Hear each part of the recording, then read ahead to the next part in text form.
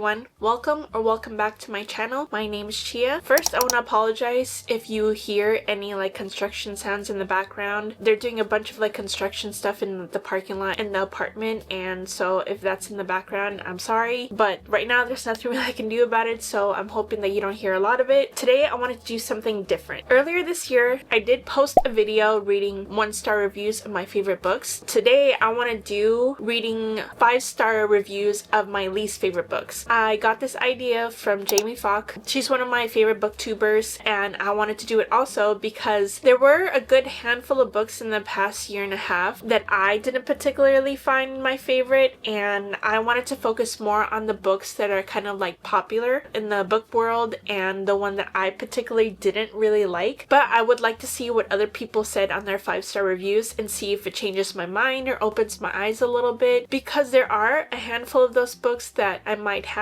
read in the wrong time. But let's get started. The first book I want to talk about is Say You Swear. Say You Swear is a contemporary romance, and it's sort of like a sports romance also, because some of the male characters go off to college to play football, and it's like a friends to lovers story, and it follows this group of friends who have been childhood best friends forever, and they go to this summer house every single year to spend summer with their families. And there is a character named Ari who has a crush on her brother's best friend, and she's always had a childhood crush on him, but it was unrequited crush, and unfortunately she gets heartbroken during this one summer, and she ends up meeting someone named Noah Riley, who is also going to the same college that they're all going to. I actually rated Say You Swear a 3 stars. At the time I wanted to, be a little bit nicer about my ratings, but thinking about it now, comparing it to all the other books that I've read in the past that are contemporary romance, I probably would give this a 2-star now. I just didn't like how the characters spoke to each other. It was very cringy, which is understandable since they are all freshly graduated from high school and they're going to college. And then I thought the end was just a bunch of trauma dumping. It was literally trauma after trauma after trauma happening one after the other, and I just didn't understand it,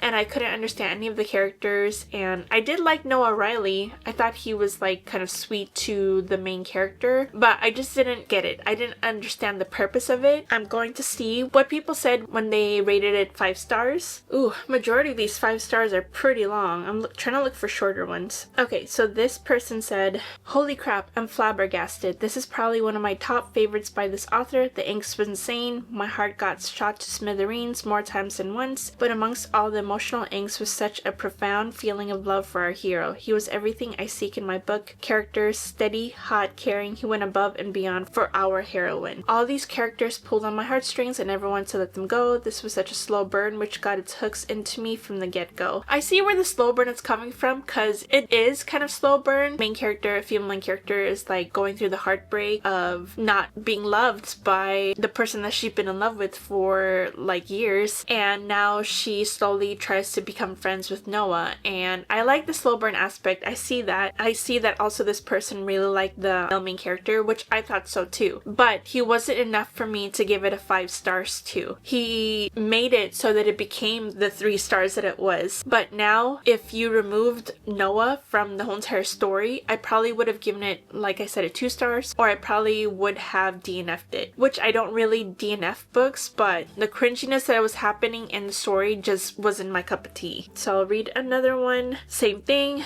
Noah Riley, my man. I'm wrecked. The last 30% of the book, I sobbed. I didn't see myself sobbing at the last 30% of the book. I was just rolling my eyes the whole time, because there was a trope done in there that I didn't particularly see why it needed to happen, because it didn't feel like it strengthened the relationship between Noah and Ari. I just thought it was unnecessary, but a lot of people really emotionally got wrecked by that part in the book, and I didn't. I just felt like it was so unnecessary. That's my whole thoughts on it. And let's read one more 5 stars. 5 stars. This book ruined me and put me back together. Noah Riley's absolutely the entire top tier book boyfriend. I can't believe I waited so long to read this. Everyone needs to read this book. It had the sports romance, love triangle, spice, happy ever after. So yeah, this person was talking about Noah Riley again. They loved the relationship between them. I did like the sports aspect of it, that I want to explore more sports romance, contemporary romance. I just haven't had a chance yet. I see what she means by the love triangle, but I didn't see it as a fully fleshed out love triangle. I just saw that she was pining after someone else, and then one person who was willing to give her the love that she deserved, and unfortunately that person that like she wanted didn't want her back. But then he did some other stuff that if you really want to read the book yourself, like just pick it up yourself. I don't want to spoil it in case you do want to end up reading it, but I just thought it was done really poorly. So that was the last one. Let's move on to the next book, which is going to be When the Moon Hatched. I also gave this book a 3 stars. This was a very low 3 stars. If I read it again, I probably would have given it a 2 stars. But this book is so loved by so many people. A lot of my favorite creators refer to this book as like one of their favorite books of all time. It's like a 6-star book for them, and I just don't see it. I just didn't like the main character. I just thought she was like so flighty with a lot of the things that she decided to do. She kind of had no growth to her character. When she did have growth, she would do an action that would basically take a step back from like all the character development that she just had. And she was just so flighty, and also the book was so long for no reason. I thought that 200 pages could have been cut out, and it was an almost 700 page book. I am planning to read the second book though when it comes out in October. I think October or November, one of those months. But it's coming out in the fall, because there are series that like the first book didn't catch my attention, or I absolutely despised the first book. But when I moved on to the second book, I absolutely loved it, and that's what made me fall in love with the series. So I am going to continue it, and I'm hoping that the second book will make me become a fan, because I did love the world. The dragons in the book was a very unique portrayal of dragons. It's very different from the way that other dragons are portrayed in other stories. That's what I loved mainly about it, and also I really liked the male main character. I thought he was very devoted to the female main character. Let's read what the people gave like for 5 stars for it. I want to see what they said. Oh my gosh, people write essays on Goodreads. It's insane how much they can write. Okay, so there's this one. This book was so luscious, I'm genuinely never getting over it. I'll never find a book as good as this ever again. I'm devastated. Why did it have to end? How am I going to wait for the next one? My mind is racing. My heart is in tatters. Just imagining what's next. How will I survive the next book of a mess? Can you tell I'm a mess? Okay, I guess this person really loved this book, which makes sense because this person gave it a 5 stars. But I agree with the luscious part. I thought the world was really fleshed out. I really did. The things that were added into the book that was not a part of like the main story, that really didn't add to the plot of the story, was what kind of took stars off for me, because there was a situation where they had to go to like sort of tribe, and when it was finished it didn't add anything to the story. It didn't flesh out the characters at all. I felt like it was just another like plot device that it was trying to push forward to believe in the male main character and female main character being together, and it was supposed to add to the tension of them, and I just didn't get it. But I do agree about the luscious part of this review. They just went off talking about how much they love the book. What's another one? I'm not really sure what I just read, but I had a super good time, and they gave the book a 5 stars. Have you ever had that experience before? I just don't know what I read. I think, oh yeah, I have had that experience before with the favorites. I was flabbergasted of all the stuff that I read, but I gave it 5 stars because of like all the emotional wreck that it put me through. So I understand this person's perspective, but let me read one more. This person said this book has exceeded the already immense expectations I had of Sarah's writing. This was utterly incredible. The world building is insanity. It was so thoroughly thought out. It feels like a real place to me. The prose is beautiful and poignant, but also just so easy to read. The pacing was perfection. The banter was elite. I thought the pacing was off. I did like the writing, but I felt like the writing was kind of just being lyrical for writing's sake, not to add more to the story. I wish that like I connected to it more, but I just had too many problems with that book to, actually like for myself. But let's move on to the next book. Here's one I know that's like very, very polarizing for people too. It's polarizing now, but when I first read this book, I heard nothing but praise about it. I thought I was in the wrong because I didn't like this book. And that book is 7 Husbands of Evelyn Hugo. I gave that book a 3 stars, but I know it's beloved by many. I know that Taylor Jenkins Reid is a favorite author of a lot of people, and I want to move on to her other books. It's just that 7 Husbands of Evelyn Hugo is like one of her most beloved books. I liked her writing. Don't get me wrong, her writing was very bingeable and it was very beautifully written, and I do want to move on to her other books. I just hope that the characters are not similar to how the characters are portrayed in 7 Husbands of Evelyn Hugo. I'm in the minority of this book. The book has an overall rating of 4.4 stars, and it has 3,739,650 ratings.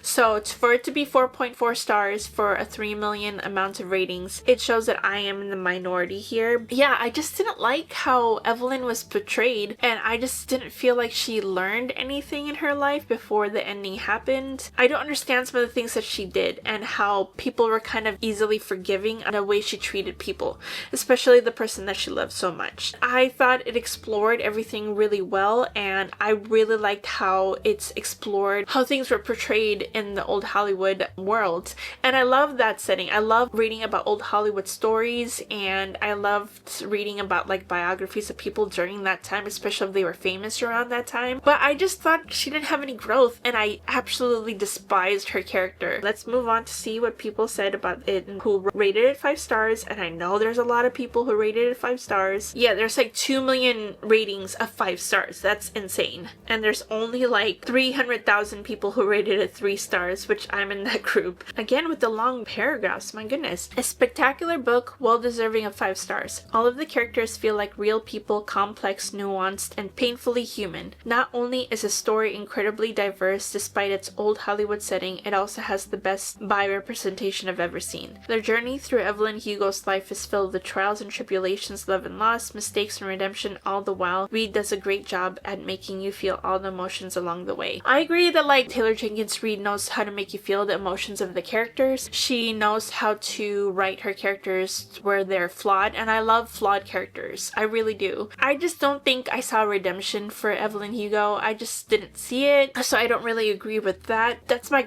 honest opinion. This person said, never let anyone make you feel ordinary. Wow, this might just be one of my new favorite books. It was so real, so pure, so touching. I just can't believe Evelyn Hugo never existed outside of the book. Like, how is she now a living, breathing person? I do like the fact that Taylor Jenkins Reid can make a character feel like they're real people. I could see Evelyn Hugo really existing in this world. I just couldn't understand like some of the stuff that she did in her life, and especially against the person that she loved. I just didn't like the book, so like moving on. Let's move on to The Wishing Game. The Wishing Game, I gave it 2.75 stars too. This book was such a huge disappointment because I had such high hopes going into it. It was magical realism. It was being compared to Willy Wonka and the different tricks that you had to go through to get to the end goal. It was a character we follow who is a teacher's aide, and she wants to adopt this little boy, and the teacher's aide named Lucy was very feeling bad for the little boy, so she wanted to adopt him, and she kept speaking to him about adopting him. And she had this favorite book that she had when she was growing up. She grew up reading this Clockwork Island series, and she also read it to her student also, and she found out that the author was holding a contest where they could go onto his property. He has this whole entire island where he set it up by how he wrote the books, where it's very whimsical and magical, and there's trickster stuff everywhere. And so he invited Lucy and 4 or 5 other people to come to his island to compete for the last book that he's ever written. It's going to be the only copy, and once they win it, they can do whatever they want with it.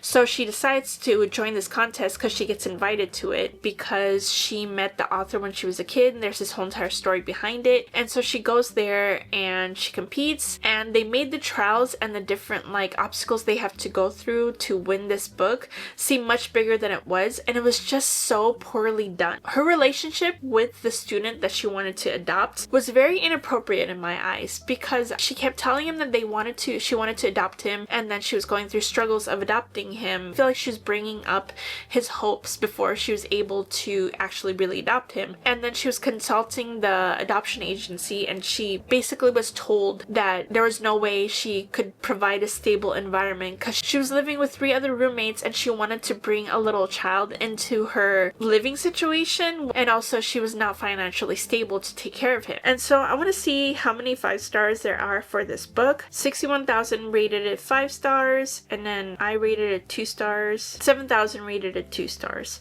But the 5 stars say, so heartwarming and magical. It's a nod to Charlie and the Chocolate Factory, and it shows. Amazing characters, and the romance didn't feel forced. Clock Island, please take me there immediately. Okay, so there was a little romance in this book too, but that also made me uncomfortable because the first time that the mailman character ever met Lucy was when she was 13 years old, and he was 21 or 22. And so she cut back over a decade later, and they start seeing this romance, and she says how she had a crush on him when she was younger when they first met. It was just awkward. I didn't like the romance whatsoever, and I liked how this person said the romance didn't feel forced. I just thought the romance was inappropriate. A lot of the relationships in this book was incredibly inappropriate. This person said, I was sucked in by this book's perfect premise. Mega famous reclusive island dwelling children's book author invites 4 people to his island off the coast of Maine to compete for the only copy of the long-awaited new book in his classic series. But I stayed for its heartwarming, page-turning story of found family and love triumphing over indifference. So good. I see like the found family that it was trying to show in the book. I just felt like I didn't feel the depth to it. There was no depth to me. I feel like we were being told that they were really caring about each other instead of being shown that they were really caring about each other. So let's move on to the next book. I think this will be the last one because I don't want to make this video way too long. Let's go with Beach Read. I know Beach Read is like one of people's favorite Emily Henry book of all time. I didn't like it.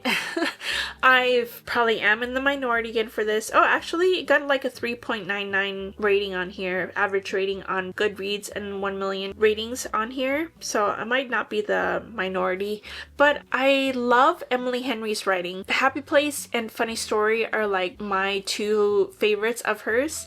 I loved Happy Place because it brought out so many emotions from that book, and it solidified that she is an amazing writer to me and became one of my favorite writers of all time. And I was so excited to go into Beach Read and like get so close to the characters because I heard amazing things about Beach Read. Like I said, this is one of people's like favorite like Emily Henry books of all time. The 2 characters I felt no feelings for. I thought their whole entire relationship was based on like a lot of miscommunications. We were mainly in the perspective of January, and it's January and Gus. They were like academic rivals. They had interactions with each other when they were in school. She goes off to a lake house to spend the summer there because her dad used to own that beach house, and unfortunately he passes away and leaves it to January, and she has to go there to like close up the affairs and figure out what to do with that beach house.